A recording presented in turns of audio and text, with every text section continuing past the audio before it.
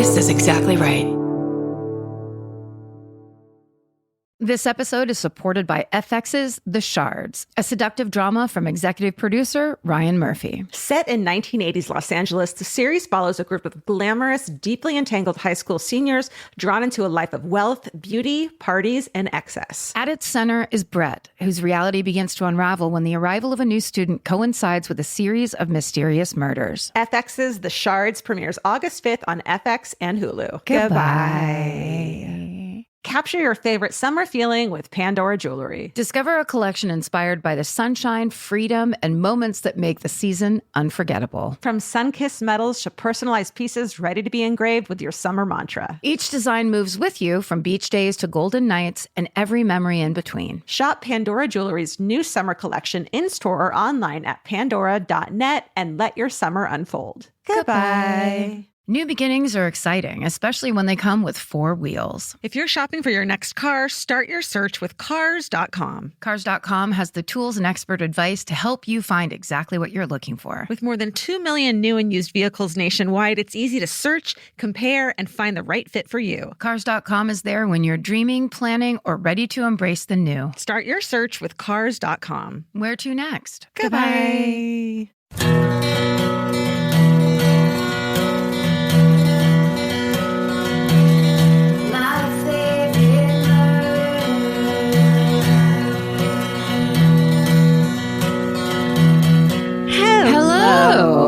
And welcome to My Favorite Murder. That's Georgia Hardstark. That's Karen Kilgareth. And this is a true crime podcast with some other talking in it. Lots of other talking. Mostly other talking. I mean, I don't know. I think we're about half and half, depending on the week, depending on globally what's happening nationally, and then, of course, locally. Personally. Right? Mostly. Internally. You know, spiritually, how was your Yom Kippur? Oh, thank you for asking. It was lovely. No. We lightly celebrated, you know. May I ask, and I do apologize. Sure. Oh, you know I'm not going to be able to answer whatever it is. Well, no, it's a light one. Okay. But is this the Atonement week? Is this the Atonement holiday?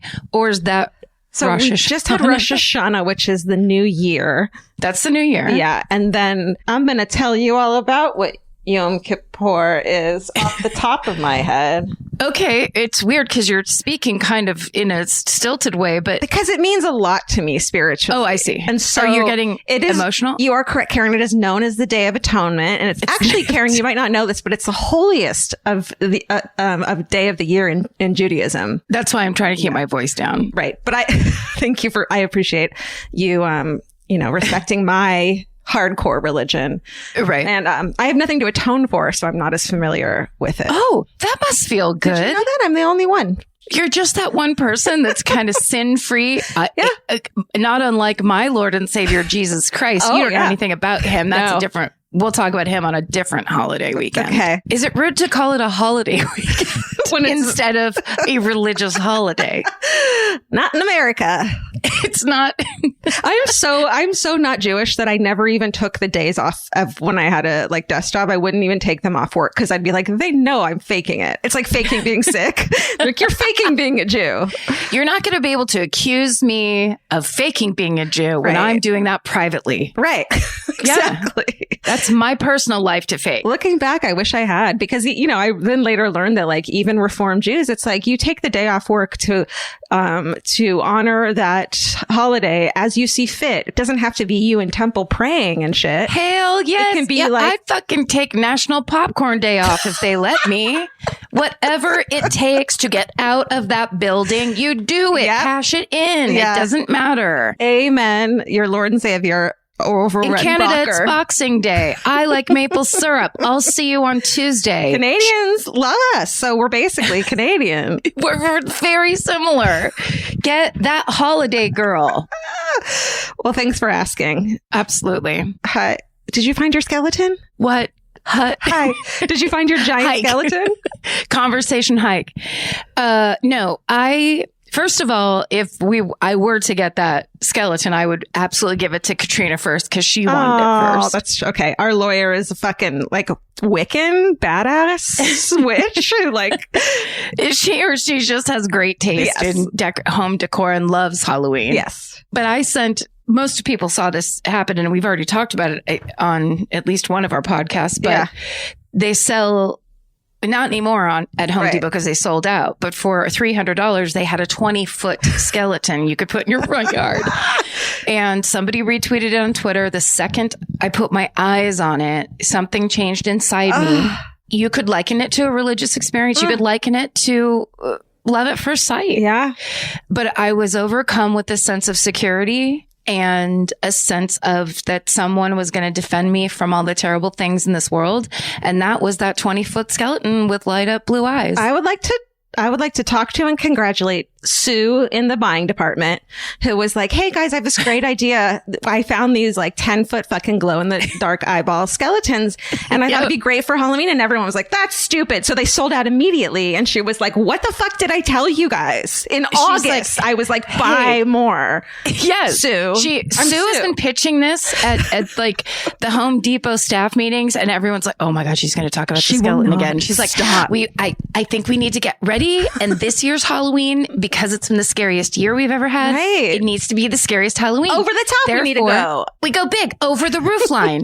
We have to go. We need skeleton. Everyone drives a Mini Cooper. How are they even going to get it home? Well, they are smart people. They will figure it out. They have the passion. If you're driving a Mini Cooper, you have the passion of Jason Bourne. You're going to figure out a way to get that motherfucking skeleton back to your house. And they did. And now people are taking pictures of people who did and sending them to me on social media. Sue is getting a raise, and we're really happy for her. Or she quit. Yeah. She was like, oh, guess what weekend it is, everybody? Yom Kippur, where you guys have to fucking atone for not believing in my skeleton idea. I got a call from Amazon and like, how about you come work here where you get fucking respected? I don't know. And I said, no, thank you, because there's no workers' rights or any kind of insurance. And they're evil and they actually would never treat me well. You know where I'm going to Lowe's. It's black owned. It is. There you go. Paid generously.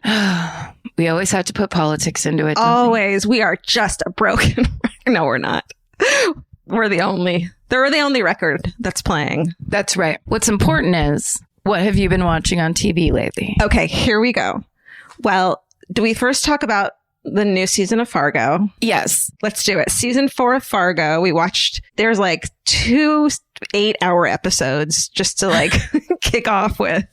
And the whole time I was like, wow, holy shit. I love it. Do you love it? Or you love it so much? Okay. It's beautifully constructed. The directing gets better every year. There was a couple moves they did at the beginning, not to be this much of a nerd, but I turned to my friend Charlie, who was staying with me, who also he actually works in movies. Mm-hmm. And I was like, is it me or is the director like, good, right? That's good. And he's like, oh yeah. It's so good. And everyone was worried about, I think from what I heard, Chris Rock was worrisome because he's not an actor. But I was like, they don't put people in this. Every time they put someone in it, you go, wow, I didn't know that they could act like that, or they were that good of an actor. Sure. Or Ian McGregor could play that character. So I kind of was hoping that Chris Rock would be good. Well, yeah. And obviously he has the will to succeed. Yes. But he's also been in a lot of he's not good in Grown Ups 3. That's okay. Totally. So I think something like this where he goes, I had the nervousness too, because he overplays things. Yes. Like every stand-up comic that ever does anything. It's like, oh, watch me. Yeah, all eyes on me. To me, it really felt like he was in it to win an Emmy or two, because the seriousness and he's doing something and it's cool. Do you know who I am going to say that I have not seen a movie that I have not liked this person in? And I'm going to fucking say that he's maybe one of the greats is Jason Schwartzman. I swear to God, name a movie that wasn't entertaining that he's been in. As much as I can't. I think people get annoyed by him because he plays kind of an annoying character sometimes, but he's always in really good movies, and it can't just be a coincidence, you know? No. He has good taste, and he's because he's been in like an It Boy type, right? Because he's been in since he's a teen, and he's a Coppola. Right? Yeah. He's Hollywood stock. Yeah. He's like low key Hollywood royalty. He's always been a little bit of a comedy guy, but also a hipster guy. No, he makes good decisions, and also I have to say, when I first saw him kind of acting, he had his hair forward but a hat on, and I was like, what's happening with this hair? Because I didn't get what his part was. Yeah. And then when that hat was off and he has like the 50s gangster hair, it worked for me. The whole situation worked. And he's like working. Like a goofball. You can't. I like it. And then Jessie Buckley. I'm suddenly intrigued with her ever since I saw her like a month ago in I'm Thinking of Ending Things, which she basically plays a similar unlikable character in. You have to see her and I recommend this to everybody all the time, but very few people listen to me on this one. But the Tom Hardy FX series Taboo or Tattoo?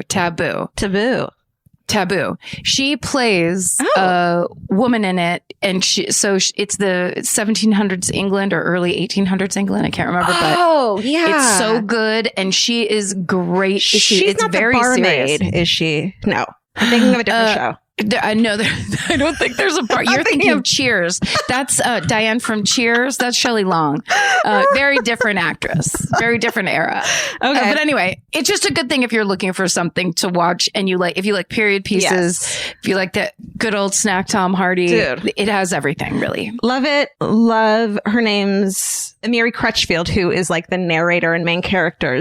I just want all her clothes, and I just want to watch her, and it's what a great entertaining role she's got. That's just like, it's so badass. It's so good. Also, that ending. Oh my God. And now I can't remember if it was the ending of the first episode or the second. When the door gets kicked in with the pie. Wait a second.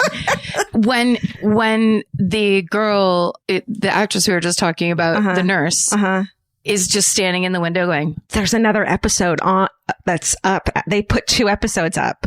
Shit. Okay, so I'm the ending for you. Yay, that's great. That's what I'm doing after this. You have 2 hours after this. The ending of episode 1 has such a scary, weird detail thing that's one of my specific fears. That's very random. What? Fast talking. That thing of like when the villain or the bad guy's like demonic fast talking. Almost like speaking in tongues, but she's clearly talking to the house. And did you catch that there was a guy standing in the street as the camera panned? I did, but okay. I'm going to this is a little bit of a spoiler, but we know he's in it. At the end of the next episode, surprise, Timothy Olyphant fucking fade to black. That's it. Okay, can I tell my Timothy Olyphant story? Yeah. Do I know it? Wait, yes. It was at a party, a fancy party everybody goes to every year that I'm friends with. And my friend Tracy Gatsky was there with him because they worked on the Santa Clarita diet together. Okay. So he showed up and was with my friend and me and a casual Timothy Olyphant +1. No big fucking deal. They just walked up into our circle of talking, and me and my friend Kevin, who used to watch Deadwood and like drink whiskey together, and we have a whole history. We just turned to each other, and he's like, "Oh my God, he's coming over here right now." We we were freaking out, and then we basically were pretending to talk to each other while we eavesdropped on what he was saying to everybody else. And eventually, 5 minutes passed, and that conversation wound down, and then we kind of very casually turned to the group like we were going to join it again. And then Timothy Olyphant looked at Kevin and I and went, "What are you two doing over there?" And it was because you were not maybe casual, probably. No, not at all. But also so exciting to have direct focused attention from that man who has played some of the sexiest yet scariest, most sociopathic characters in movies, and then some of the greatest heroes. Didn't have to pretend to ignore him in the conversation. He just immediately was like, I'm talking at you. Let's do this. What are you guys doing? Yeah, exactly. It was just like, yes, thank you, sir. And then conceptually, I can remember the names of actors or like in private conversation, which is public, which is our job. This is private. In reality, no, this is actually private. Is this private? Is this the one that goes out or the other one? But in reality, in that situation where it's someone of his level, because I think he is a brilliant actor. I think he has nuts range, and then all the time sexy, like no matter what he's doing. Yeah. And to have, I just immediately go kind of 2D flat and just have nothing to say and can't think of anything. I love it. I love it. I love when friends change. We need to start laughing. I love when friends change and I'm with them around dudes and I just want to fuck with them so hard. Like, right, Karen, tell them about that time you. No, shut up. That's all. Then it's just that. Because what are you going to do? All my brain will let me do in that situation is say, what the fuck are you going to say? In this moment, that's gonna make you seem anything more interesting than the average person at fucking the Container Store. But we want to know: thing. Was he tall? How tall was he? He was same height as everyone else in the circle. Okay. Yeah, he was regular. Like all actors are. It's like you turn the size down 3. So they're not 6'2". They're actually 5'9" or 10, which is like 5'9" or 10. And that's what this guy was. It was just like regular, height, whatever, manly height and age range. Kind of reedy. He was definitely wearing like a Henley from what I remember, but that could also be what his costume was on Deadwood. Just borrow something from the trailer. Wardrobe table. Everyone was attracted to this man in our talking circle. That's all I have to say. I wasn't alone. Well, Fargo reminds me of Boardwalk Empire a lot, and I'm really excited about it. Hated to see all those Jewish people get fucking mowed down. As a Jewish person, that was not my favorite thing to see. How about A Wilderness of Error on FX? Did you watch that? I haven't watched it yet. Did you watch it? Yes. And I was really nervous. So it's like a documentary. I don't know if Errol Morris made it, but he's definitely interviewed in it.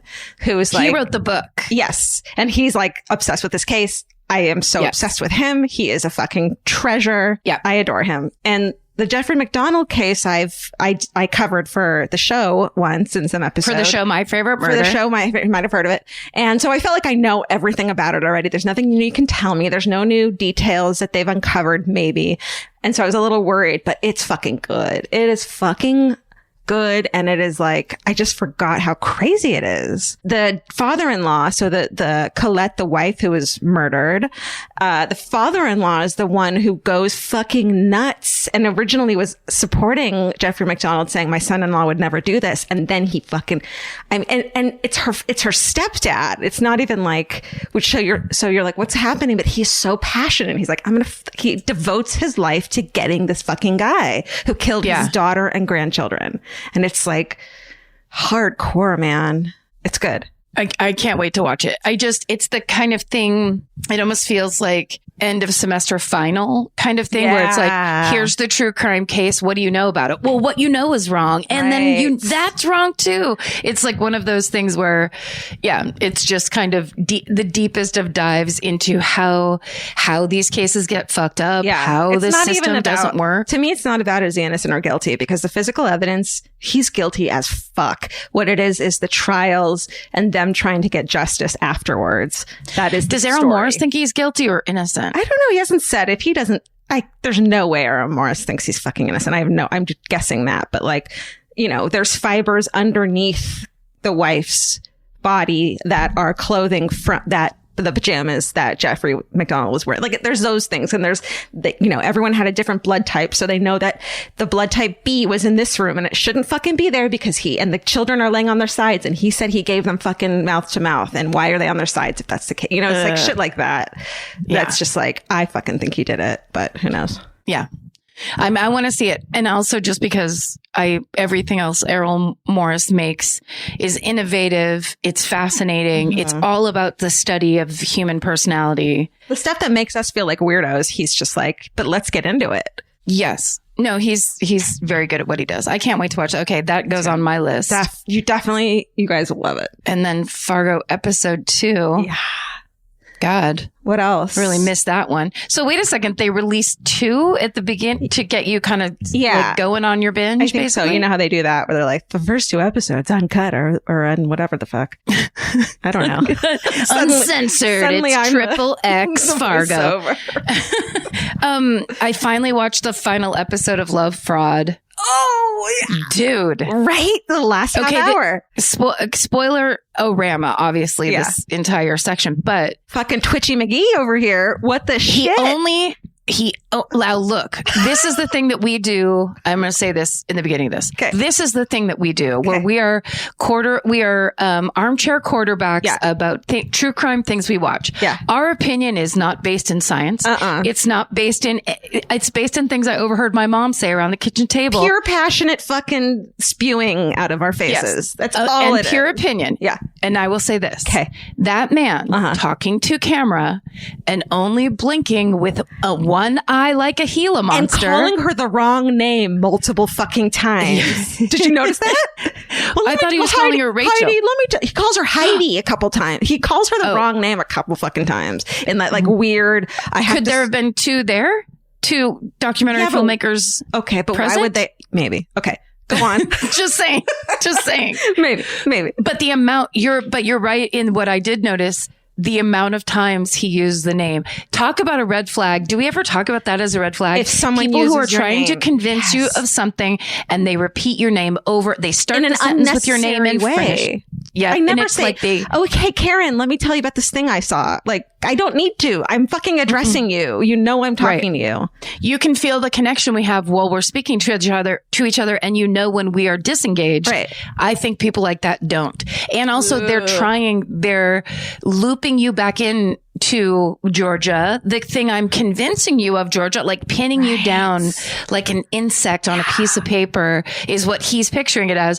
Meanwhile, he's got this, he basically looked like a ghoul. He looked like he was doing an impression of a cartoon of Dracula with his hands kind of wrapped around and under his chin. Oh, remember when he did this with his like, his fingers under his chin, like weaved together, like he's a fucking baby doll taking like a baby, getting his baby picture taken as a 60-year-old man. It was just one of the weirdest. And then at the very end, how do you see this ending? He said to the interviewers, "Oh, what God, how did you guys see this ending?" Oh, he says that? Yes, and then when he gets out of jail, and they have footage of him with a new lady. Oh, it's so hard to watch that because you're like, how does anyone believe in love ever again and trust anyone ever? How do you ever have an experience? Well, I'll say this. If you're having an experience like that where someone wants to get married and start a crab restaurant with you within 3 weeks, run for the fucking hills. Yes. Because what's about to hit you, you've never seen the likes of. Yeah. The problem is that you see shows like that and then you're in something with a person 3 months in, really having a good time and going, when is the other shoe going to drop? Vince moved in with me 3 months into our relationship. So like, is that true? Yeah. Like, I know, and I got engaged once 3 months into the relationship. I shouldn't, looking back, I should have questioned that one. Luckily, hey, you ended up doing it because you didn't marry that guy, right? And that was a bad thing to do. And he ended up being someone I wouldn't have married once I knew him for a couple of years. You know what I mean? But Vince not so. And Vince didn't have it wasn't like Vince moved out of his. Okay, so. It's just hard to tell when you're younger and you fall in love immediately and it's passion, exciting. Just don't let that cloud your future judgment. So like, just don't let your checking account get involved. Yes, that's all. Yes. And if they suggest it, say no. And then you can see what that reaction even looks after Vince and I got married, our fucking checking accounts weren't. I just don't need to do that, you know? It's not crucial. And also, it's nice that someone believes in your dreams and wants your dreams to come true. Your crab shack. But a crab restaurant 3,000 miles inland. Yeah. If they really loved you, they would have said, we're not going to open that crab shack. Shows what you know, because it's fucking doing well. It's doing well. Or is it? Have you looked it up? It could be. COVID could really in the body of the documentary, it did great. Yeah. So the whole thing could have been fake. I will say too that Vince and I, we moved quickly. We moved in 3 months into it, and then we didn't get married. We got married like 3 years in. So it wasn't like... Look, none of us think it's going to work out. And it's really expensive to live in LA. Wait, what? I did not catch that. I love that you had to come back around to make your excuse of why it was an okay idea for you guys to get... I think whatever you did worked. Yes. I think you're okay. Yes. You're in the clear. Yes. Thank you. Finally, 6 years in, I can take a deep breath. You're waiting for me to drop that other shoe. After this podcast episode's over, I go upstairs and the whole fucking living room's been cleared out and Vince is gone. And it was like, oh my God, he was ready this whole time. There's just one light bulb just like in the fucking swinging. Grinch. And Elvis is like, I tried to stop him. Dude. I tried to get him to take me with him. He even took the, what's the like? Mimi? He took Mimi. The roast beast? He took the roast beast. The what? He took Mimi. I'm just equating Mimi. It to the Grinch. Yeah, she is the roast beast. Happy Yom Kippur to me. Am I right? This is the worst Yom Kippur in history. This Yom Kippur vacation weekend. It's Tuesday, guys. It's Tuesday. What did I want to... Our good friend, Skip Hollingsworth, who is a true crime writer, whose stories we have used and featured and who has been on live shows with us, a live show. Well, your girls are just the greatest. Okay, so he started a new podcast called Tom Brown's Body. The people from Texas Monthly are putting out this podcast, which is so smart of them. They have so much amazing true crime content. They've been paying great true crime writers for years and years and years, and they're having them tell their own stories. It's so cool. So listen to Tom Brown's Body, which is, I guess, the Texas Monthly Network. Wow. That's, if it's his story, you know, it's going to be worth your time. And we've met him. He's a gem. His daughter's a gem. We met them backstage in Texas, right? In Dallas? Yeah, that's right. Outside Dallas, maybe? I can't remember which one. Either. I miss traveling. Okay. I had some news, which was pretty exciting to be informed by a listener named Zara Sheldrake, who let us know. She sent us a picture that our book is number 1 on Amazon in the pornography biographies section. What? How? What are you? Where? What? I don't know. Zara just tweeted a picture and said, I was thinking about buying this book, but now I'm not so sure. Oh my God. Pornography biography? Pornography biography section. So clearly we're either getting trolled, people are being funny. Who knows? I did talk about my nipples getting pierced in it. So there's definitely a lot of smut in that book for sure. But I feel like I'm sure Stormy Daniels has a book out that should be number 1. Absolutely. I don't want to be going up against any of our sisters out there who are just trying to write their story and get the good word out. So put us back in, wasn't it like anxiety? We were in the self-help and anxiety section. Self-help, anxiety, and complaining. I think that's our real celery category. Juicing originally.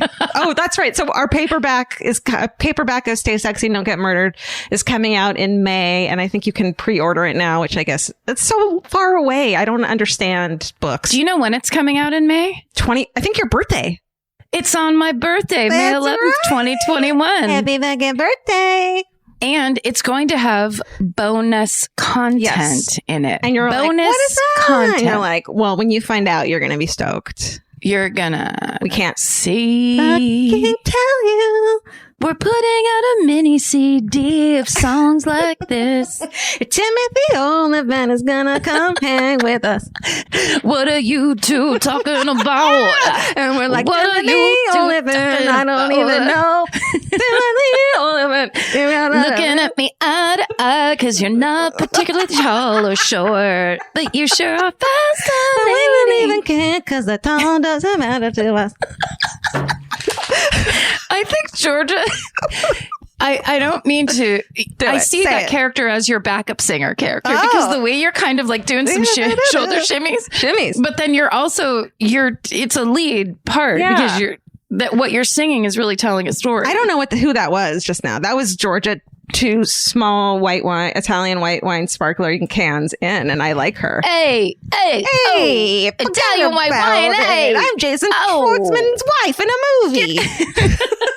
Can I please be? Do you know that the reason, one of the reasons I was late to our recording this evening is because I had to update my phone because there's a new set of emojis that are available now. And one of them is the Italian, oh my God, fingers, the Italian. You're doing it right now. It's like you make your hand into a little tight little. The Italian, I think they call them the kiss fingers. Yeah, when you're Italian like, kiss. Hey. You can have those now. Thank God. I've been waiting. Just an FYI.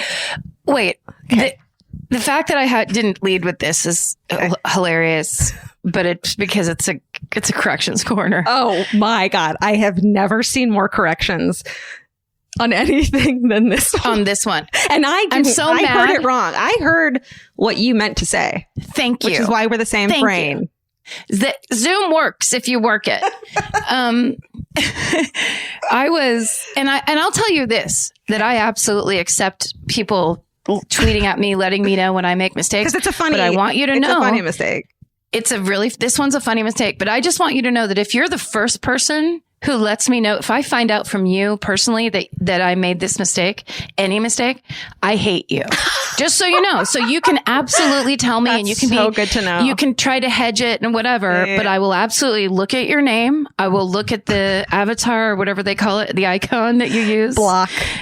And I will emotionally block you forever. So you know who you were, the first person. It was a guy who did it first. So Kathy, and I was like, the guy.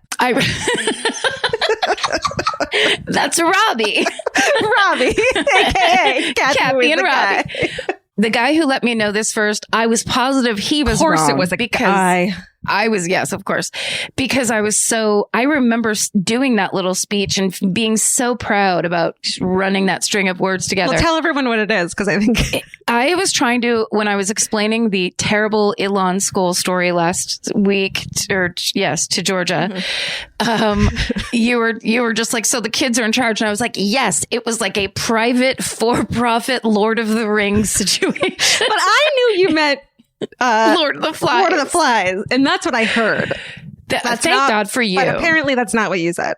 It's not what I said, and it's not what a bunch of people who love to look for mistakes heard, because they were just like, I thought I'd simply die when I heard you say Lord of the Rings, which is so stupid. But the visuals everyone was explaining was so fucking hilarious, though. Like, it got very funny when it was all like, kids for-profit Lord of the Rings. You don't want to see that shit. That's magical over there. That's not fucking gruesome and smelly. Well, it's a little smelly. It's pretty smelly. I will say this. Anytime when we haven't pre-agreed that we're only going to do one story, and my story is 9 pages long, I try to go as fast as I humanly can. I should have stopped you and been like, we're only doing this one. Yeah. So it was just like, I was just like, no time. I'm sure you have something to say. No time. I have to keep going. And yeah. Anyway, thanks everybody for reminding me that two different things. My brain is slowly turning into Swiss cheese for comedy. Okay, wait, there's a new show that I have to tell you about. Okay. It's called Pottery Throwdown. Oh. And it's only on HBO Max, which is really hard to access and infuriating that they don't just make it a regular streaming channel. There's a pottery throwing competition show? Yeah, and it's British. Aww. So it's just like the Great British Bake Off baking contest. Time, but in a good way. In such a good way. And then, but also, have you ever considered making pottery? Like, yes, I've never thought. Did you really? Yeah, in high school, I had fucking obviously lived in an affluent town. In Irvine, shockingly, there was a pottery class, and with this hippie fucking clearly stoner teacher.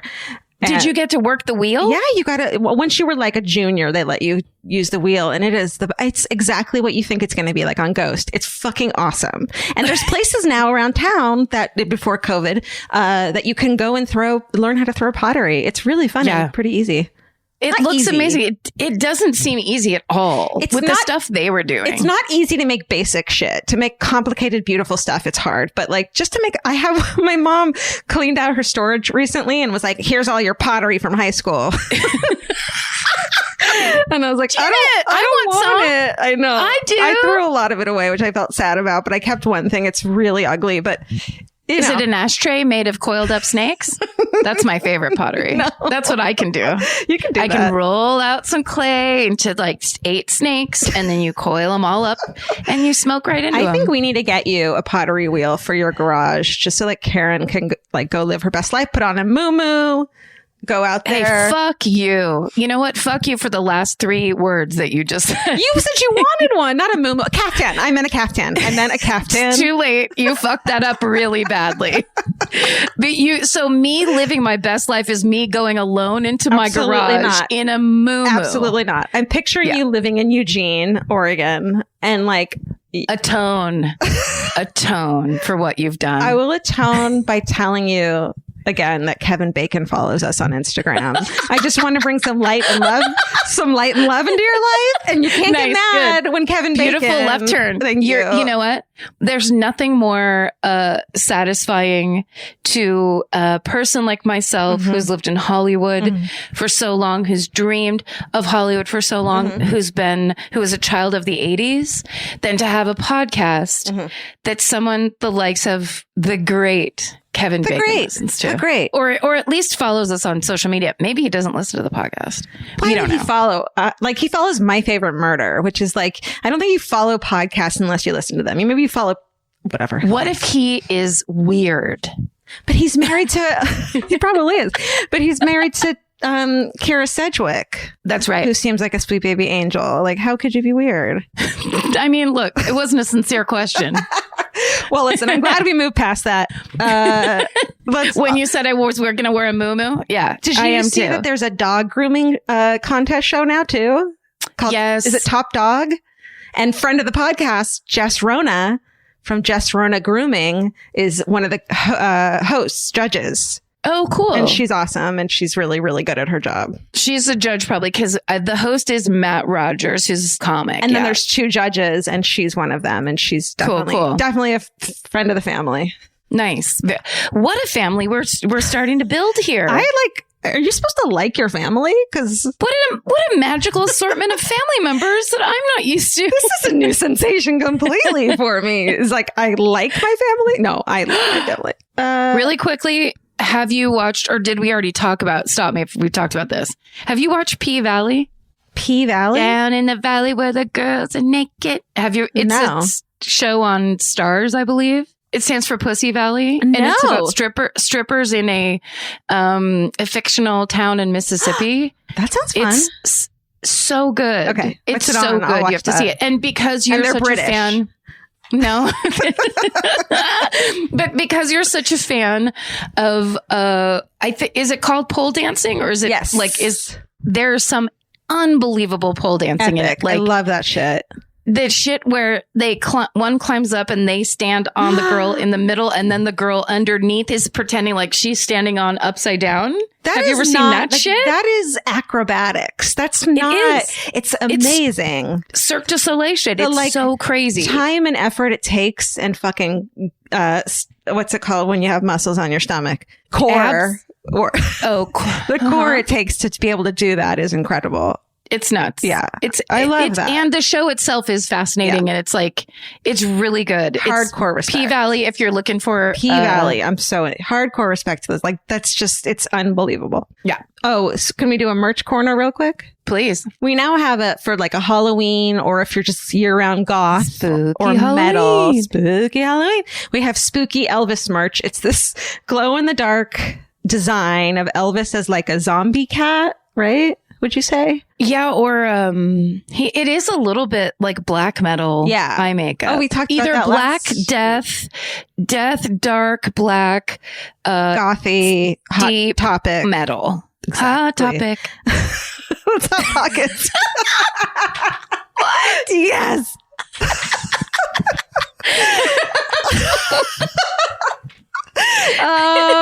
So there's a t-shirt, there's a 3/4 length sleeve fucking zip up hoodie that Karen was like, I want a hoodie with nothing on the back. Can I have a fucking, for once in my life? Ladies, okay, here's the logic that I use, because everyone's like, no, we like a hoodie with a design on the back. And I was like, great. And we do those. But every once in a while, a gal like me wants to wear a black sweatshirt that doesn't have a big sign that says stare at my big wide back on it. And instead, what I would like is plain black on the back, which they let me have on this sweatshirt. And then on the front, there is a glow in the dark Elvis with death metal eye makeup on. And then it says My Favorite Murder. The best. It's a subtle goth death metal hoodie. You know, it's a hoodie for when you're just running to the store, but you also have a lot of heavy feelings. Right.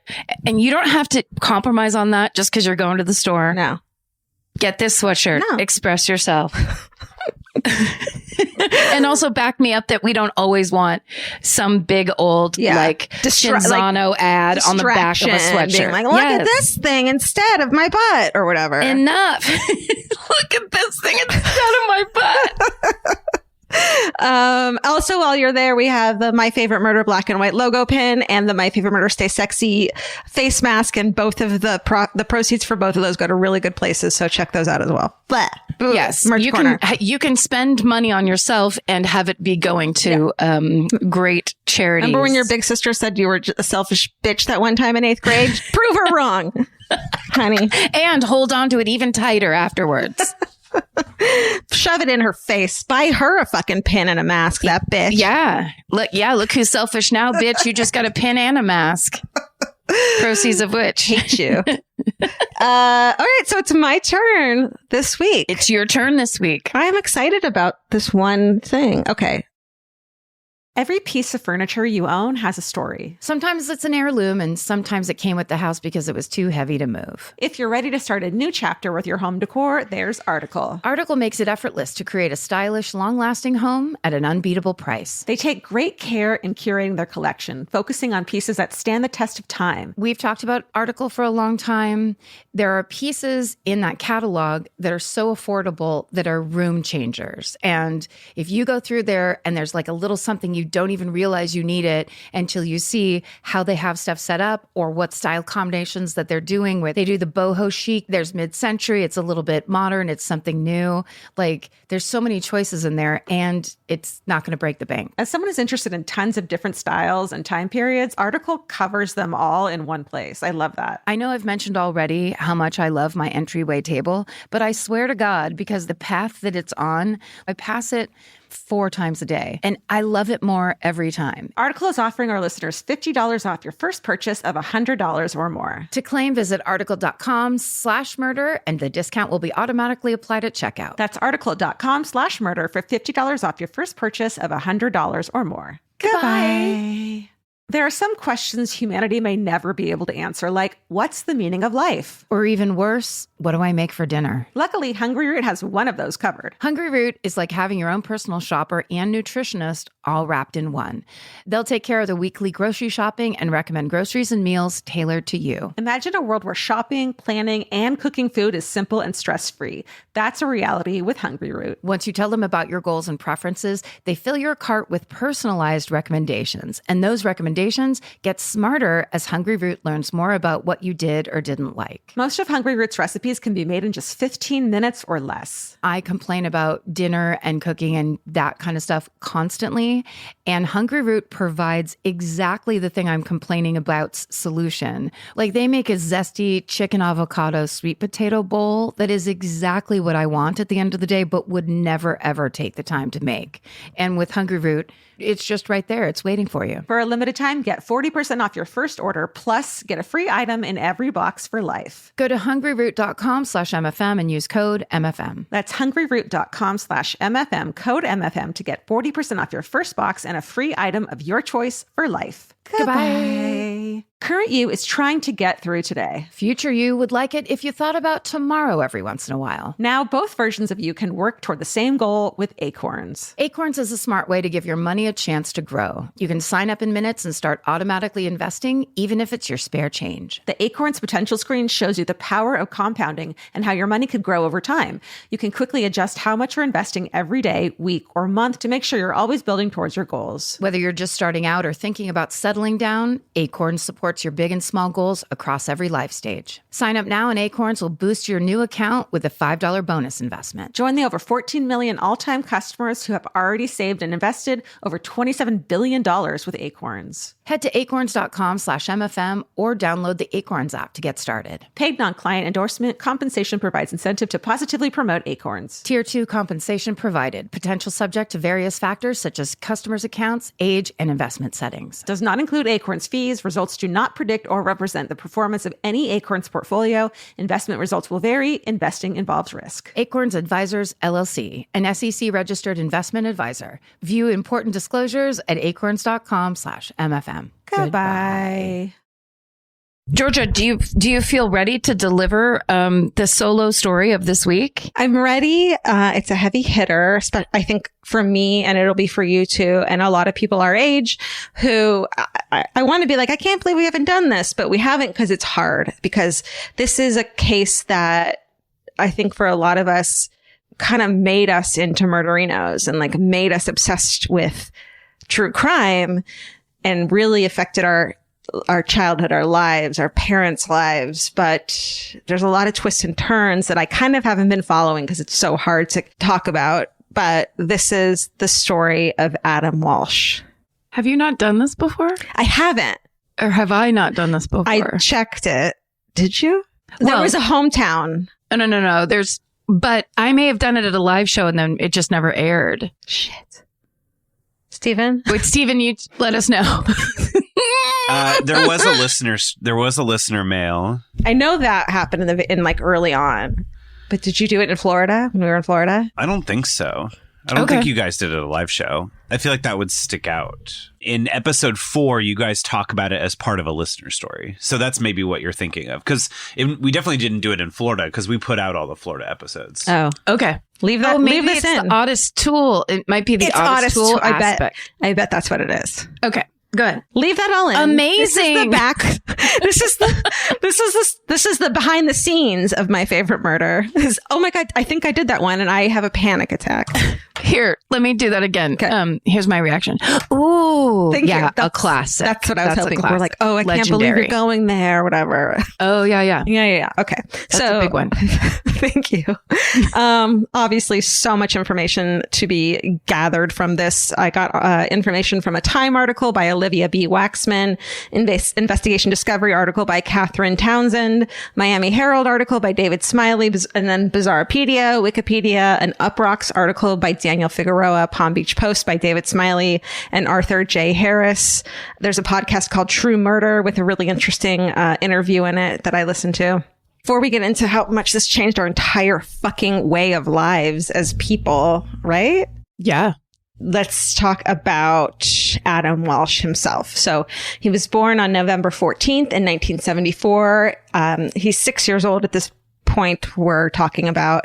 He's an only child and lives in Hollywood, Florida with his parents, John and Reve Walsh. He's a typical kid in the early 80s, obsessed with baseball and Star Wars. He's described as sweet and happy, you know. At the time, I'm younger than him, so I always thought of him as this big kid. But now that I have nephews, he's just a little kid, you know? He's a baby, 6 years old. That's a baby. That's a baby. So July 27th, 1981, it's a typical summer day for Adam. He's on summer break before starting second grade. He's accompanying his mom on some errands. And around noon, they end up at the Hollywood, Florida mall. And Reve wants to check out some lamps that were for sale on Sears. So they go into Sears, and Adam spots a display in the toy department where the new Atari 2600 video games are set up for kids to try. Remember all that? Like kiosks where it was like, fucking do this.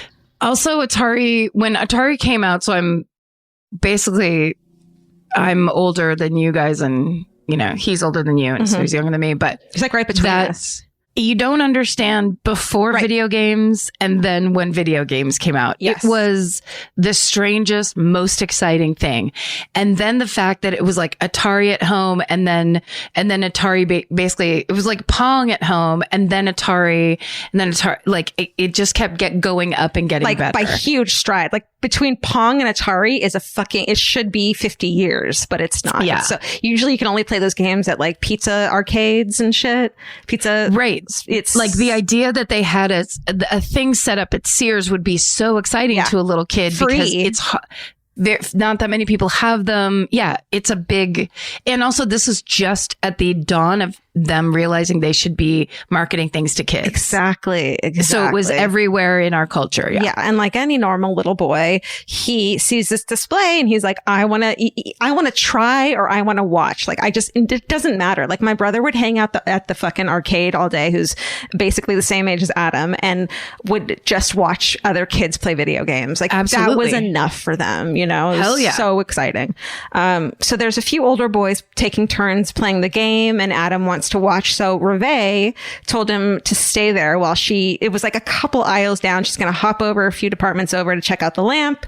And that's a totally normal thing back then. And it doesn't seem that weird to me even now. You know, it's like, stay here, watch this video game, watch these kids. There's other kids alone playing. I'm literally 3 aisles over. I'll be back in 10 minutes. It's not, you can't judge her for that, you know, especially back then. Not at all. Especially not back then. Yeah. Not back then at all. In these days, because of this boy, what happens to this boy. Literally because it would never happen. If you ask my sister when Nora was 6, if she ever would go, stay here, I'll be right back. That would have never happened. No. Primarily, like you say, because of this case. Right. While I was studying this, I text my sister and I was like, can you just do me a favor and never let the kids out of your fucking sight ever again, please? Like, she's like, I'm not letting him out of my sight till he's 20, period. She's like, got it. Yeah. She's like, no shit, Georgia. I love my child. Parent my children. Okay. Sounds good. So Adam watches these older kids. Reve goes to shop, and around 12:30 or so, Reve finishes her shopping and goes back over to the Atari display. And when she gets there, Adam and the other boys are all gone. And this is according to one story. If you ask other witnesses, there's a whole nother story of what actually happened. She grabs a store manager and they find the security guard on duty. And the security guard tells her that an argument had broken out with the older boys over whose turn it was. So the security guard just kicked everyone out. It was like, is your mom here? And they were like, no. And maybe Adam was too young to speak up and a little scared. So they all got kicked out of the store onto the sidewalk where the parking lot is. Yeah. Which is, and he's 6 years old. He's 6 years old. I think in my mind, I've always been like, what the fuck is wrong with that security guard? That's so screwed up. I can't believe that happened. That never happened. Then while researching this, I find out that the security guard is a 17-year-old girl. Right. It's like, that's the reality of it. Yes. And it almost sounds like she was one of the secret shoppers looking for people stealing shit. It's not even like she's a security guard. So that person must have some huge guilt, and it's clearly not her fault. Well, yeah. And also I doubt they're training 17-year-old security guards of any kind in any way to be handling like any kind of bullshit like this. Like that's, you know, and they are. The way to handle it is if their parents aren't there and they can't get in trouble, kick them out. Like that's what you did. Right. So by now the kids are all outside and the Sears parking lot. And that's when they believe the older boys whose parents weren't there must have, wandered off, leaving Adam outside by himself. And so Reve begins searching the store for Adam. She's freaking out, of course. She has him paged over the public address system multiple times. But after more than 90 minutes searching for him and in the attached mall, she turns up nothing. So she has them call the Hollywood police at 1:55 p.m. Eventually, helicopter and ground searches ensue, and the whole town, and Florida. I think back then, these kinds of things were local. They weren't national yet. So in Hollywood and around the surrounding area, they're all freaking out. But just after 4 days, the 24 police officers assigned to the case had basically, quote, hit a wall. There was just nothing. But then on August 11th, the Walshes, who are frustrated at this point with the lack of progress in the case and hoping for any leads, they decide to go on Good Morning America, which is a national show, to appeal for help. And the photo that they use of Adam, which we all fucking remember and is seared in our heads. He's this adorable freckle-faced kid. He's missing 2 front teeth. He's holding his baseball bat and his like little league pick. It's like John says it's the most recent photo of him, so they use it. And the photo becomes known across the country at this point, and they announce $100,000 reward for the safe return of Adam. But meanwhile, and I hadn't known this, that morning, John and Reve had gotten a call while they're getting ready to go on Good Morning America at their New York hotel from investigators, letting them know that just the night before, a child's severed head had been found by fishermen floating in a drainage canal off the Florida Turnpike. Horrifying. I know. So like they had to decide if they were going to come home to ID this, or are they going to go on Good Morning America and try to get more traction because they were already unhappy with how the Hollywood Police Department was handling the case. So they, I think were like hoping it wasn't him. Let's go on anyways, because even if it is him, then we're still going to need any tips we can get. Yeah. And also, so the canal was about 120 to 130 miles from Hollywood. So they were, I think, hoping it wasn't him. So they go on the show and meanwhile send a family friend to ID the remains, who's traumatized to this day. So sadly, the recovered remains are identified as Adam's, and the coroner rules that the cause of death is asphyxiation. And the state of the remains suggests Adam had died several days before the discovery of the head, most likely pretty close to when he disappeared, which we now know is pretty common for child abductions by strangers. The rest of his body is never recovered. The mobilization to find Adam Walsh, followed by the discovery of his murder, creates this massive fucking panic and alarm in the U.S. about stranger danger. As I said, normally it was like if something happened in your county, you knew about it. Everyone panicked in the county. But outside of it, no one had ever fucking heard about this kid who went missing. It wasn't a thing. But so because, John and Reve were so determined and had these connections, they were able to make it a national story. But Adam isn't the first kid to disappear and cause panic in the American public. 2 years before, another 6-year-old named Etan Patz had disappeared while walking the 2 blocks to his school bus stop in the Soho neighborhood of Manhattan. And it was the first time his mother had ever let him walk to the school bus stop on his own. That story is the sad. Didn't you do Etan Patz, or did I? I think he's been in a bunch of stories we've done, but I don't think we've done him. I definitely know that one because it's so, again, it's another one of these very early missing child cases that went national, and then the details of it are so incredibly tragic. Yeah. And just so difficult. Unbearable sadness to them. And I'll tell you what happened. I have him later in the story as well. But I wonder if like the fact that he was in Manhattan, which in the late 70s wasn't the safest place to be, made people nationally be like, well, I live in a small town. I don't have to worry about stuff like that. So when the Adam Walsh goes missing from what was known as kind of a small town feel of Hollywood, people kind of paid more attention to it, which is super sad. You know what I mean? Well, but is that true? Because I think it was John Walsh's connections that got him on national television. Totally. I think if the Patzes could have, I'm sure they were on local TV, but it's like, that's an incredible connection to have that basically puts you right to the front of the line. Right. In terms of crimes like that. Absolutely. So Etan became one of the first children to be profiled on the photo on a milk carton campaign of the early 80s, which is another cause for everyone freaking out about child abductions. And the concept of stranger danger became all the rage, with the idea that all adults not known to the child must be regarded as dangerous. And I watched some videos from back then of like stranger danger, and like they do these fake, hey kid, want to come play ball? And it's just like absurd and weird and like not at all what really fucking happens to children for the most part.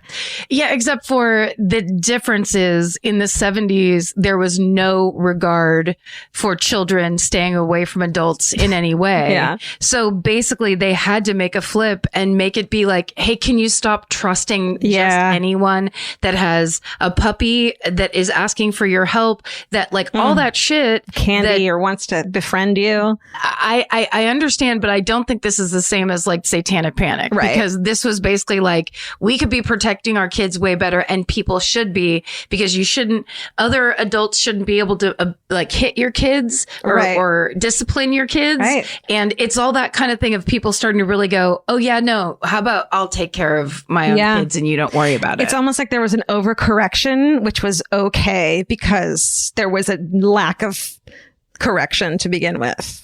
Yeah. The overcorrection was then projecting this idea that the danger was everywhere and your children should never leave the house. Right. And like, even not to say women can't be predators as well, but just like, don't trust the librarian or, that kind of thing of like an overcorrection.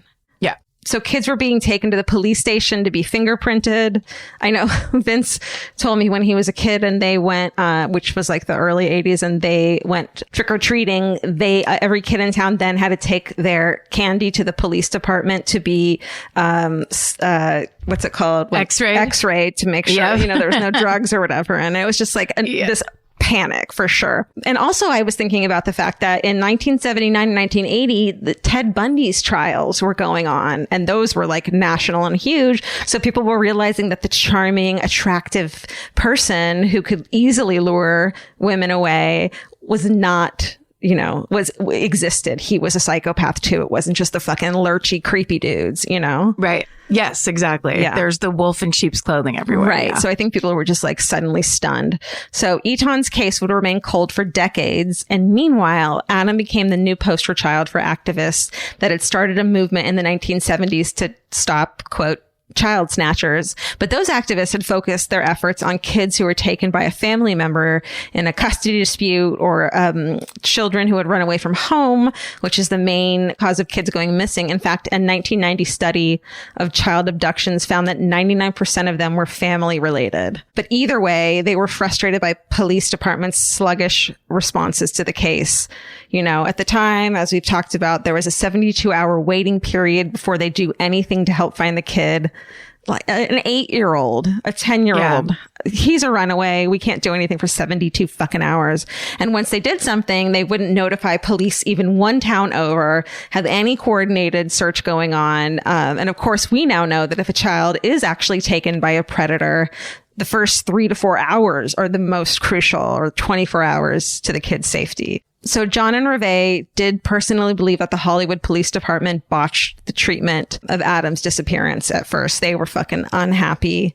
And then the investigation into his murder they thought was botched as well. And John refers to them as Keystone Cops in his book, Tears of Rage, his first book about it. And actually on August 27th, after the discovery of the head, Hollywood police said they are, quote, stumped, and they scaled back the investigation to 2 detectives, saying, quote, it can't go on forever. So clearly they're inexperienced, or they're insensitive, or they're not good, or they just don't want to ask for the help of the FBI, which is how they get involved. Then in October of 1983, about a year and a half after Adam's disappearance, this fucking creepy drifter named Otis Toole, who we've talked about, who was by then an inmate in Florida, in a Florida prison for 2 unrelated murders, he starts confessing to the kidnapping and murder of Adam Walsh. Otis Toole was born in 1947 and raised in Jacksonville, Florida. He reportedly had an IQ of 75. And by the time he confesses, Otis Toole had already been suspected of various murders along with his accomplice, Henry Lee Lucas. I highly recommend The Confession Killer on Netflix, because it'll show you what a fucking farce and what a complete fuck up these 2 criminals, it's horrifying. How many cases they were able to confess to and got away with, even though it was false confessions. So according to Toole's confession, which was made, by the way, the day after the made-for-TV movie about Adam Walsh came out. So basically, he in prison probably saw that movie, found out any details he could about the movie, and the next day was like, oh, I did that one too. Yeah. Starring Daniel J. Travanti and Jo Beth Williams. Based on Adam's kidnapping and murder, he said he lured Adam away from the mall parking lot into his white 1971 Cadillac by offering him candy and toys, blah, blah, blah. He says Adam came willingly, which you and I have seen fucking photos of Otis Toole. That guy's terrifying. There's no way. It wouldn't have happened. And so, he says more about it, but I'm not going to repeat it because I don't fucking believe it at all, Right. It's very opportunistic. And it was that kind of thing where when he started talking, the cops that were trying to clear cases got so excited about clearing those cases that they were giving information. Yeah. And it's all in that. It's Confession Killers. The Confession Killer. The Confession Killer is mostly about Henry Lee Lucas, but it also talks about Otis Toole, and they're pretty similar. Okay. I haven't seen that, but I know that's It's maddening. It's maddening. They want to clear cases. And this is once all the other police departments had realized that they were being lied to, and these cases were not actually done by these criminals. Like the Hollywood, Florida Police Department were like the last ones to keep believing it. Yeah. So while both Toole and his sometimes lover and accomplice, Henry Lee Lucas, they were notorious at claiming guilt for murders they could not feasibly even have committed. And this is like hundreds of murders they'd confessed to. They would both make corroborating statements for each other or try to outdo each other. Or maybe they were trying to get into a mental institution instead of being in prison, or just, they'd get favors if they confessed to things. So that's why they did it. Toole had originally said that both he and Henry Lee Lucas were responsible for Adam's murder, that they had committed it together, until suddenly the investigators realized that Henry Lee Lucas had been locked up during the time that Adam disappeared. It was literally impossible for him to be part of it. So then Toole changed his story, said that Henry Lee Lucas wasn't involved. They accepted it. Okay. And while investigators said that he knew details only the killer could have known, we all know now how easy it is to inadvertently feed that info for the confession.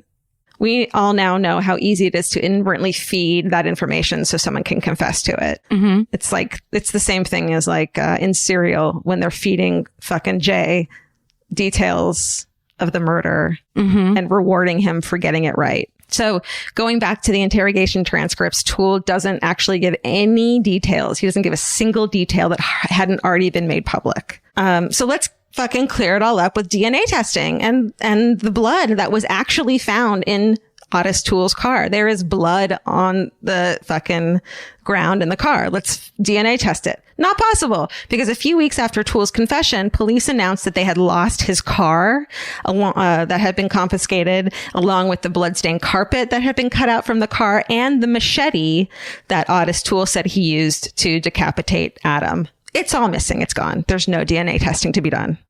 So police still spent months trying to connect him somehow with the murder, and they couldn't.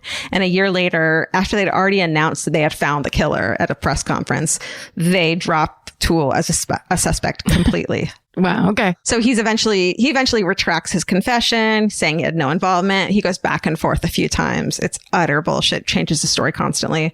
He's convicted of 3 counts of murder that are unrelated to Adam Walsh's murder, and he's sentenced to death, which was later commuted to life in prison. There are witnesses placing him in the Hollywood area the days before Adam's disappearance, and supposedly his car was spotted at the mall around the time.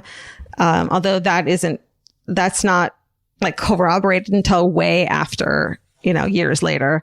And after his death in prison in 1996 from cirrhosis, his niece said that he had confessed to Adam's murder on his deathbed. Well, I think a lot of people believe that he did it. I'm not one of them. I'm not either. I don't think so. I'm not either. The police are. So there's another person who's become a suspect in a lot of people's minds in recent years, which is Jeffrey Dahmer. At first, I was like, what the fuck are you talking? Like, Jeffrey Dahmer, that's bananas. But even though I'm not totally convinced of this, the facts are really interesting. So a journalist named Arthur J. Harris discovered that Dahmer had been living in Miami in March of 1981. He had been discharged from the army due to alcoholism, and that puts him just 20 miles from Hollywood at the time of Adam's disappearance. And it turns out that Dahmer had actually been questioned for Adam's murder way back when, which is fucking crazy, right? So yeah. What happened was when Dahmer's picture was in the newspapers in 1991, when he had been arrested, finally caught for all these fucking sick murders he had committed. Several witnesses who saw the photo, his photo in the newspaper, who had been at the mall the day Adam had disappeared, contacted authorities and were like, that's the fucking guy I saw. They were like, remember the statement I gave you? Remember how I told you it was this person? That's fucking him. Which is hard, eyewitness statements we know isn't totally reliable, but there were multiple people who did that. There's this dude named Willis Morgan, and he wrote a book called Frustrated Witness. So he was at he worked at a newspaper. It was his day off, the Monday that Adam disappeared. He was at the Hollywood Mall in a Radio Shack and was approached by this creepy fucking dude, who fit Dahmer's description. And this guy, Willis Morgan, kind of tailed him to be like, this guy's creeped out, and he lost him when he went into the toy department at Sears. And then a couple days later, he goes to the police to tell them, like, he had seen, because he works at the newspaper, he saw Adam had been kidnapped, and he wanted to tell them about this fucking creepy guy he saw. And they were like, yeah, great, whatever, we'll get back to you. They never contacted him again. And one man said that he saw a man fitting Dahmer's description throw a struggling kid into a blue van and speed off. And the blue van just keeps coming up. The day after Adam's head had been found in the canal off the turnpike, so 2 long haul truckers, this guy Dennis Bubb and another guy named Clifford Ramey, they called authorities to let them know that a few days before the head had been found in the canal, they had both seen a blue van parked off that exact turnpike in the middle of the night. And the guy, Dennis Bubb, drove by first in his trucker. What is it called? A semi? Yes. Dennis Bubb drove by first in his semi, and he saw a guy with a flashlight down near the canal, and he radioed this guy, Clifford Ramey, who was like a mile behind him, to be like, hey, let me know if you spot this van. Cause I think, there's no cell phones. So like, if this person is stranded, we'll CB the, help or try to help him, whatever, if he had mechanical problems. So Ramey said that when he was driving by, he was focusing on the van to see if he needed help. And he said he didn't notice a flat tire. The hood wasn't up.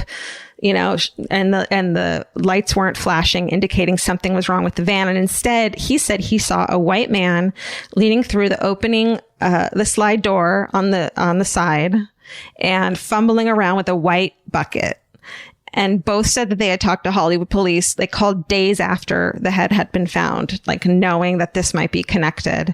And their statements were dismissed. They said it has nothing to do with the case. They never got contacted again. And I listened to interviews with one of them, and I mean, it sounds legitimate. It sounds like your dad fucking telling you what you saw. Yeah, but I mean, they didn't see anything that's actual, like, evidence. I mean, they saw a person down by the canal, but that person could have been fishing. I mean, it's not like they were like, and we saw this child or we saw a thing. I think that's the one problem. Yeah. The thing is, like, fishing, it was the middle of the night, and it was also not a like fishing canal. I think it was just like a, waste area. And the thing here to think about is the blue van, which is another through line with all of these people. So I'll get to the blue van in a second. When authorities questioned Dahmer, now that he's in custody in 1991, he denies everything, including any access to this kind of, any vehicle back when he lived in Miami. And so his involvement was ruled out by police. But it turns out when this journalist named Arthur J. Harris does some digging later, he finds that Dahmer had been working in Miami at a sandwich shop. And at the time, he got this corroborated by a few employees who had worked there, that there was a blue van, like a store van for deliveries that employees were allowed to take. So multiple people drove this blue van. And one of the truck drivers also stated that he thought the van he saw by the side of the canal had no front passenger seat. And the sandwich shop's blue van had a milk crate instead of a passenger seat. Ooh. Remember those cars that had a fucking milk crate instead of a fucking passenger seat? Yeah. Yeah. Remember those cars that your friends had in high school that had holes where you could see the ground passing underneath the car? And you had to make sure that you didn't get your foot near that. I mean, like, yep. Here's the thing. This is like, there's so many things like this in true crime, I feel like, and we've talked about a bunch of them too.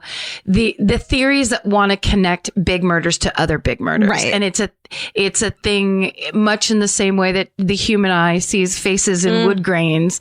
It's that thing of like, what if this is all connected? What if it's one evil? What if it's 3 evils as opposed to 500,000 evils? I totally get that. But also in the early 80s, late 70s, early 80s, lots of dudes looked like how creepy and weird Jeffrey Dahmer looked in the 90s. Totally. He had transition fucking lenses and a part down the middle. And I think... And the mustache. It totally could have been him too.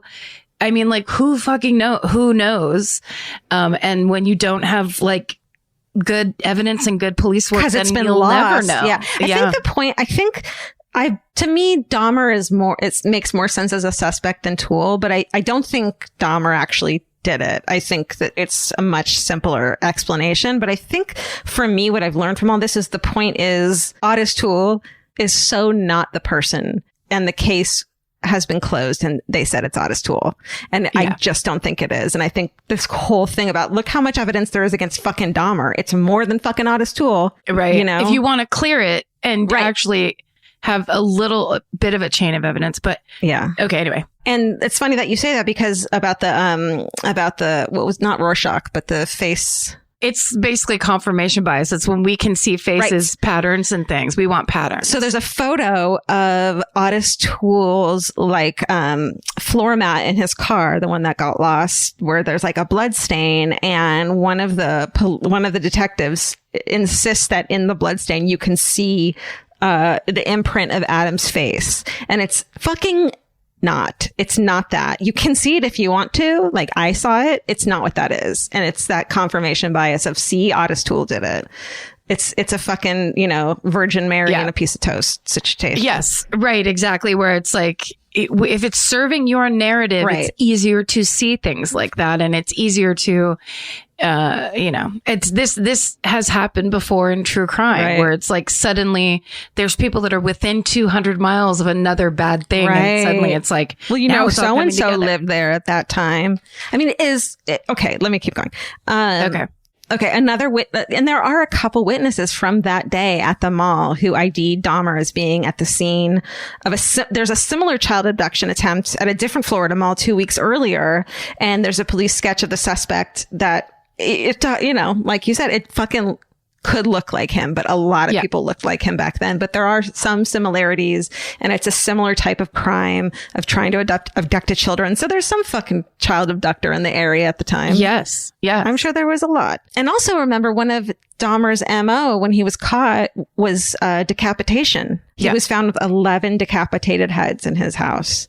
So that to me is like more than circumstantial a little bit. Well, right. It goes to an MO. It like lines things up a little more logically, but it also doesn't. I mean, like it's so general. Totally. What's frustrating about all of it is that like basically citizen detectives have to sit home and try to puzzle piece things together because they're just like, it's a 6-year-old child's murder and they just didn't do it.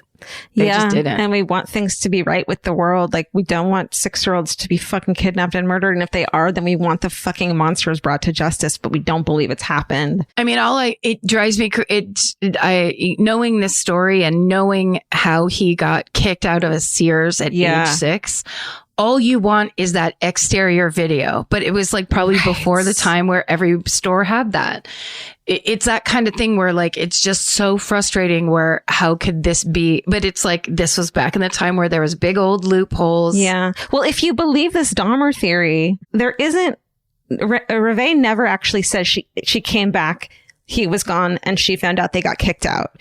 That did happen, but there's like 3 witnesses who say they saw a kid who fit Adam's description being dragged out by a man who fit Dahmer's description. So it might actually not be what had happened, depending on what fucking theory you believe and what timeline you believe. And if you believe the witnesses who all seem like they, and the security guard, the 17-year-old security guard didn't acknowledge that or like admit that she thought it was Adam that she kicked out until 1996. The whole time she was like, I don't think Adam was with them. It might not, that part might not even be true. Some guy might have. Sorry, what is this part of a man pulling him out? Because you haven't talked about that yet. Yeah, because it's just, it's like, if you believe, it just depends on what you believe. So there's a couple people who saw, first there's the guy that we talked about who saw him walk into the toy section of the Sears. And then there's a mother who saw a creepy man trying to talk to her kids near the Atari thing. There's another man who saw, a man, dragging a kid out of, Sears. And the kid was saying, "You're not my dad." But the guy was like, maybe it's just his stepdad. And of course you say that to your stepdad, and like someone else saw, a man like that throw a kid into a blue van that matched the description and never called and felt guilty about it. And someone else had almost rear-ended a blue van in the parking lot that day, and he was parked illegally. Like, it almost feels like there's more evidence that says someone took him out of the store than the security guard kicking him out of the store. Oh, okay. This is the like agreed upon story, is that they all got kicked out. And I have no fucking way of knowing if that's true or not. It seems to not matter because all these statements were dismissed. I think another thing. So in the very beginning, so there was this young man in his 20s who had lived with the Walshes as like not help, but like took care of the kids, was like a contractor, was like a family friend, and lived with the Walshes for 4 years. And it came out that Reve had an affair with him. And he got kicked out like the week before. He was really close with Adam. And so they focused on him as the possible kidnapper and killer, which I highly doubt he is. He passed lie detector tests. He had alibis. He was not the kind of person. So any kind of evidence of like someone at the mall that day being like, dude, I saw some creepy guy. I think back in 1981, the investigators were like, we don't fucking care. It's not him. We don't care about the van parked on the side of the fucking road and on the turnpike. That has nothing to do with this family friend having done it. Right. So there's a lot of uncorroborated witnesses and statements that now just sound like hearsay because they were never checked back then. Right. This podcast is brought to you by Squarespace. Every successful small business starts with someone saying, I wonder if people would actually buy this. Squarespace gives you everything you need to find out. From consultations to events and experiences, you can showcase your skills with a customizable website designed to attract clients and grow your business. With Squarespace's collection of cutting-edge design tools, anyone can build a beautiful, professional online presence that perfectly fits their brand or business. Get paid on time with professional invoices and online payments. Plus, streamline your workflow with built-in appointment scheduling and email marketing tools. Head to squarespace.com/murder for a free trial. And when you're ready to launch, use offer code MURDER to save 10% off your first purchase of a website or domain. Goodbye. You know your favorite summer clothes by what actually makes it into your suitcase. Find the outfits you'll wear all season long at Quince. Quince's 100% European linen pants, dresses, and tops are the pieces you'll reach for all summer long. They're lightweight, effortless to style, and they start at just $32. Their denim is soft and comfortable, and their organic cotton sweaters are perfect for layering when evenings get cold. Quince's beautiful 14-karat gold jewelry adds a subtle finishing touch. So I just went to Italy, and you bet I brought my 100% European linen scoop neck midi dress along with me in the color of floral waterfall, and I wore that thing all over Italy.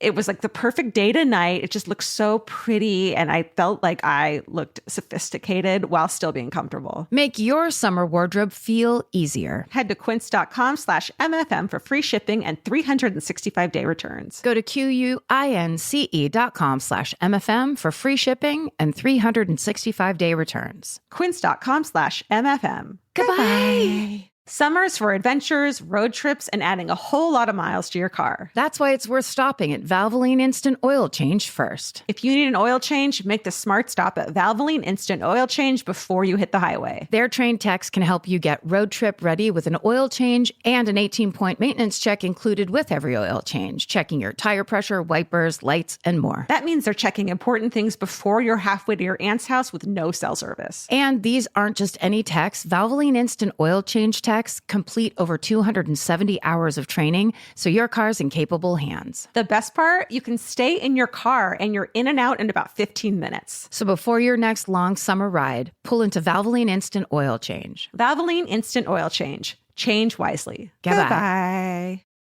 So the thing is that Dahmer was known for confessing to everything. So he repeatedly denied involvement in Adam's case, which the law enforcement are like, why would he lie about this one and not the other ones? He said, quote, I've told you everything, how I killed them, how I cooked them, who I ate. Why wouldn't I tell you if I did someone else?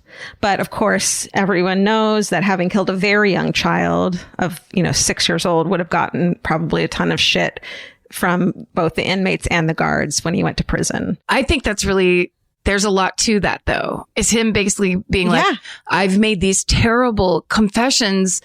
Clearly, if I'm going to get it out, I'll just get it all out now. Why wouldn't I tell telling you? I didn't do that. But it doesn't mean, I mean, again, I'd say it doesn't mean someone who didn't look a lot like that guy. Totally. Because it's just like, just because we recognize one person as being this really bad person doesn't mean there's not another person somewhere else in the country. There probably is.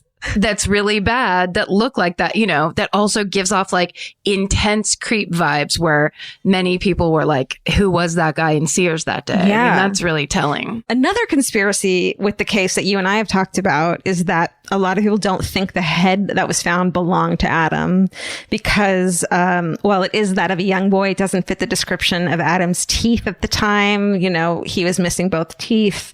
The photo of the head that they found has a tooth. I do think it is Adam. I think that maybe some decomposition had gone on and the adult tooth had ruptured. I don't think it's anyone else.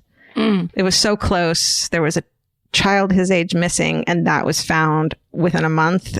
You know, I can't imagine it's fucking not him, which is so sad. But at the same time, it doesn't help that Arthur J. Harris, that journalist, found that the head was identified as being Adam only by a single dental filling that Adam had in the back of his mouth, in the same place where a lot of kids get a filling because they chew candy or whatever. Back right molar, baby. Exactly. Those go early. Yep. Mm-hmm. Right. So that they use that. And no one ever consulted a forensic dentist. And his dental records are now also missing. Yeah. So there's no way to tell. So let's fast forward to the future a little bit. On December 16th, 2008, Hollywood Police Chief Chad Wagner, who when he became police chief had conducted an external review of the case. Well, he held a news conference with the Walshes present, and he apologized to the Walshes for, quote, investigative mistakes that had transpired during the early years of the investigation. So he apologized to them. And in fact, the Walshes, this is so fucked up, they weren't allowed to have custody of their son's skull for 27 years because it was an open capital murder case. So they had to have an empty casket funeral. It's just horrific. But also, at the conference, Wagner announced that they were satisfied that with the evidence, which is all circumstantial at this point, and according to Willis Morgan, based only on retired Miami Beach Detective Sergeant Joe Matthews' allegedly biased research in which he doesn't contact any of the witnesses from the Hollywood Mall. He does this huge research project, but doesn't talk to any witnesses. And that's what they use to confirm that they think that Otis Toole is the murderer, period. And the case is fucking closed. That's it. Yeah. So basically the easiest way possible. Right. And not Otis to do the actual footwork. Yeah. There's no DNA to test. Okay. Both Walsh parents, though, believe that Otis Toole is the murderer of their son, which I think does lend a lot of like they can't just want to close the case. I mean, I'm sure they do, but they wouldn't just fucking, who the fuck knows? You know, it's hard to question these two grieving parents. Well, also they might have learned or known something that never got out. Right. They might be insight. They might have insight that we don't have. Yeah. Like, especially after all this time, who knows? Yeah. Who knows? Yeah. I feel like to me, that's the biggest, like the thing that convinces me most, if anything, that he did it is that they believe it more than anything else. So, of course, this case being so highly publicized changed the way parents kept track of their kids. This guy, Richard Moran, who's a criminologist at Mount Holyoke College, said that Adam's case, quote, created a nation of petrified kids and paranoid parents. But meanwhile, the Walshes channeled their incredible grief into a lifetime of child advocacy. There's the thought of how much grief they went through and how much grief they go through every time they choose to show up and discuss their son's murder. It's not like they were like, we don't want to talk about this anymore. We want to move on. They're like, let's fucking keep this here for almost 40 years. So just 4 days after their son's funeral, Adam's parents started the Adam Walsh Outreach Center for Missing Children. They also lobbied for the Missing Children's Act, which enacted in 1982 required entry of missing children into the FBI's National Crime Center database, the NCIC. Like there was no national fucking list of missing children at the time. Right. It's just fucking willy-nilly. Yeah. In 1984, the Walshes co-founded an organization to aid and comfort other families of missing children called the National Center for Missing and Exploited Children, which makes so much sense. You think of all the grief and horror the fucking parents who are missing their kid is going through. They need someone to advocate for them, and now they have a group to do that. It's so important. And in 1988, John Walsh began hosting the TV show America's Most Wanted, which the FBI credits for helping capture at least 17 of their 10 most wanted fugitives, and which I wrote turned an entire generation of kids into murderinos while scaring the ever-loving shit out of us and convincing us we were constantly about to be kidnapped. And so we all memorized the hotline number. So now in 1983, when that made-for-TV movie premiered, where that Otis Toole had probably seen, 38 million viewers watched it on its first airing. And each time it aired, the show was followed by pictures and descriptions of actual missing children.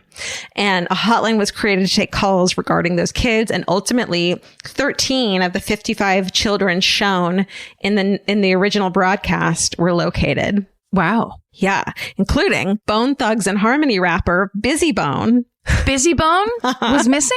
Busy Bone, in 1980, at 4 years old, he and his two sisters had been abducted by their mother's boyfriend, and his missing photo was one of those shown, and it was recognized by a neighbor, and they were reunited with their fucking mother. Oh my God. And I wrote, thank God. I know, I wrote, if pub quizzes ever exist again, you got to remember this fucking fact. But also, that's so dark and so dark.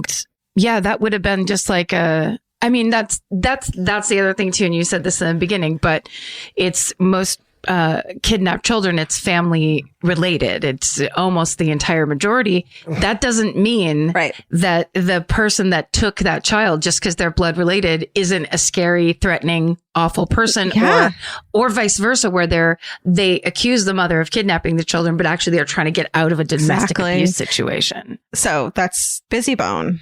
You said 13 kids were recovered. And how many had they shown? 13. So there was 3 showings of the show.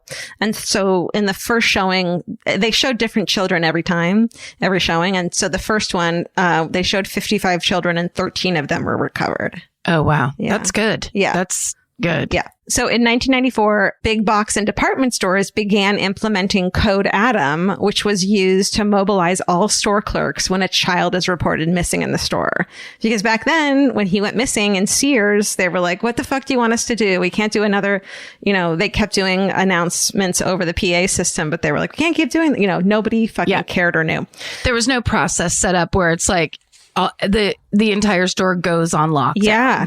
Which is what they do now. Right. So I looked up, of course, in our email, and a murderer named Carrie sent a hometown in, and she said, I started working at a retailer who adopted this code as a teenager. And in our training, we learned that when Code Adam blasts over the intercom, all associates stop what they're doing and head to the nearest exit to stop any child from exiting the building or anyone leaving with a child.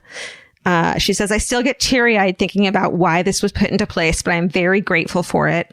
In the 4 years I worked there, when it was Target, we stopped 2, quote, almost abductions and countless little ones from walking right out the front automated doors to possibly be never seen again, which is amazing. In 2003, Congress actually made it mandatory for all federal buildings to have Code Adam programs in effect.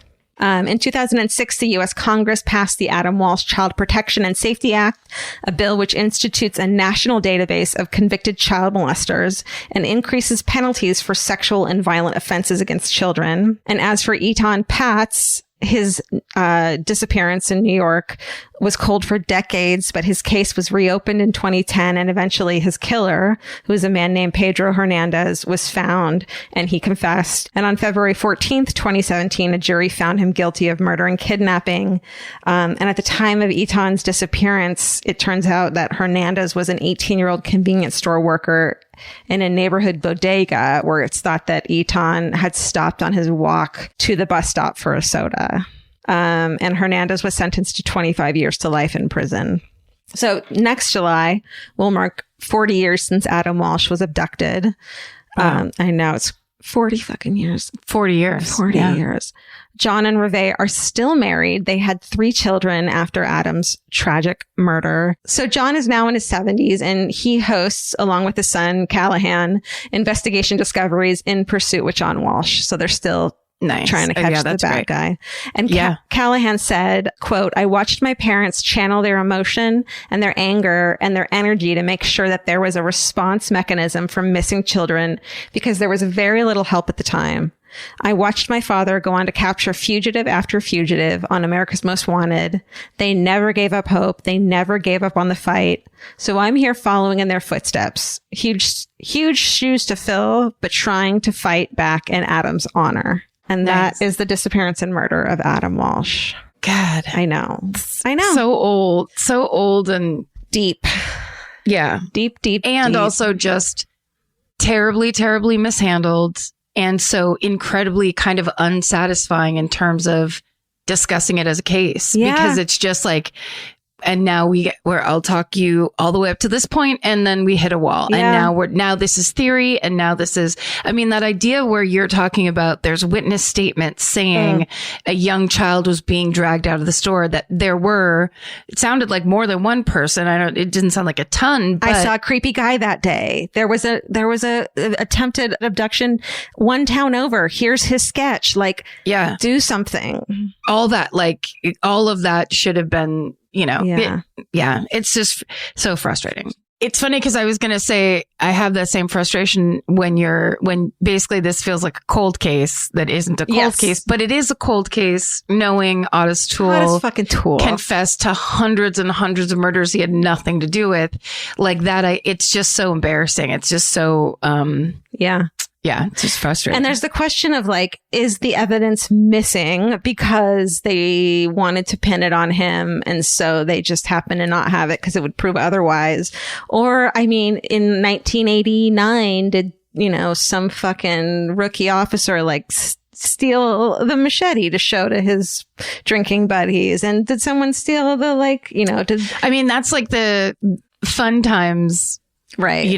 Direction you could take it. But all those big pieces of evidence missing is at the very least you doing your job terribly, and then at the most a fucking conspiracy. Yeah, the coroner not there's signing no off. hard evidence. Right, the coroner not signing off on having received the dental fucking exam, and what's that? Like when I told you about how he had Adam had been ID'd as the head that was found based on the dental exam, that's gone. The coroner never actually signed off on a true autopsy. It was like a visual autopsy, not an actual autopsy. It's just shit like that. That just, you want to blame it on 1981, but they're not fucking stupid people. It's like they were a little. Yeah, there were processes in place that you were supposed to and be they're following. Very similar to the ones we have now. They're not that fucking different. So.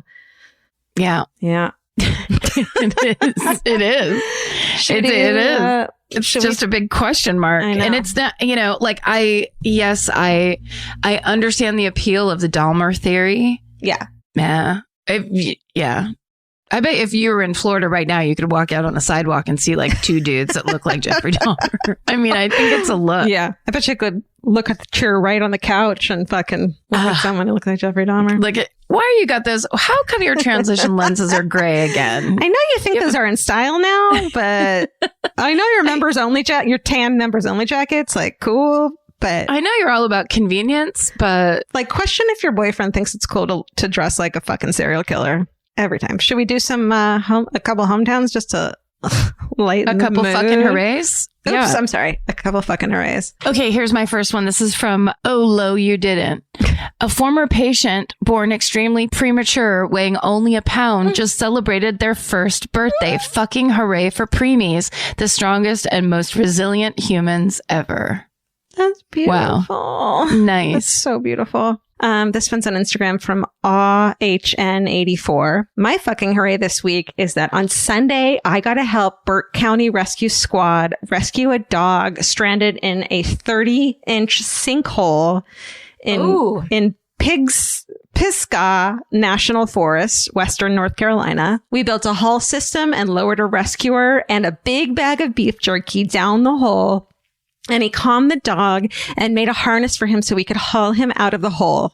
We don't know how long he was down there, but as of today, he is healthy and doing well. And then she writes, plug to support volunteer search and rescue organizations. They work hard to get lost and injured folks and pups out of the wilderness safely. Nice. Oh, a dog in a hole. A dog in a sinkhole. They got him. This one is from Amanda Christine Rose, and it just says, I'm staying in a treehouse this weekend. Yay. That's the whole thing. But that kind of sounds fun. It's because she's going to stay the whole weekend. That's awesome. That's needed.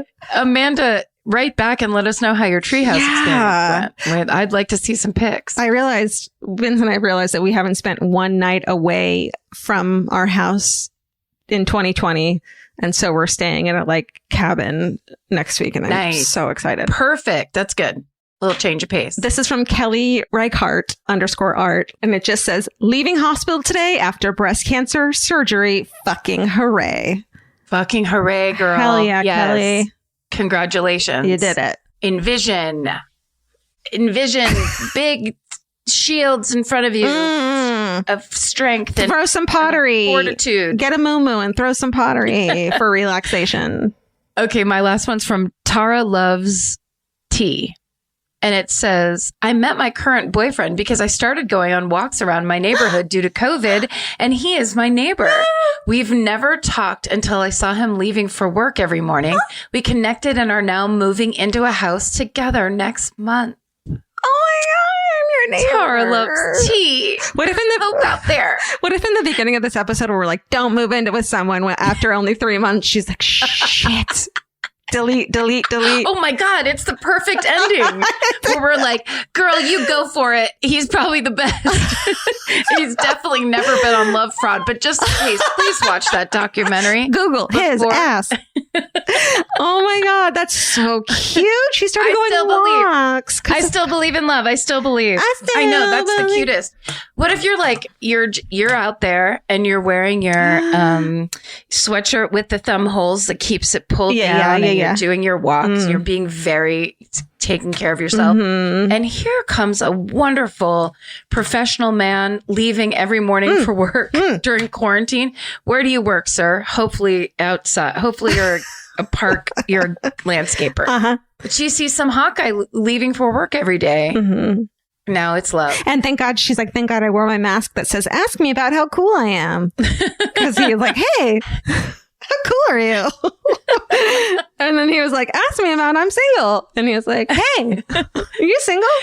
I'm sorry, your landscape company is called Ask Me If I'm Single? Okay, I guess. That's the way you get. All right. I mean, who are we to judge? We're just Who are we? Who are we to judge? Nobody. I bought roller skates on a fucking whim today. I mean, what? Are they your fucking hooray? Yeah, that's my fucking hooray. I bought roller skates as a 40-year-old woman. Who fucking cares?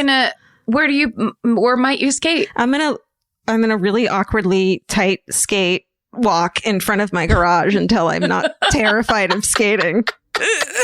Like an old lady. And then you have to turn out 9 feet later. You have to turn around. Clomp. And I'm going to meet my neighbors and it's going to say, ask me about how cool I am. And you're going to get, oh my God, all these marriage proposals. But here comes Vince.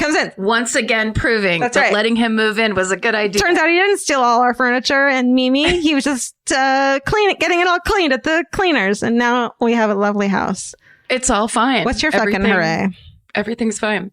Well, my fucking hooray is that my friend Charlie just came to stay with me because he had to quarantine before he started a movie job.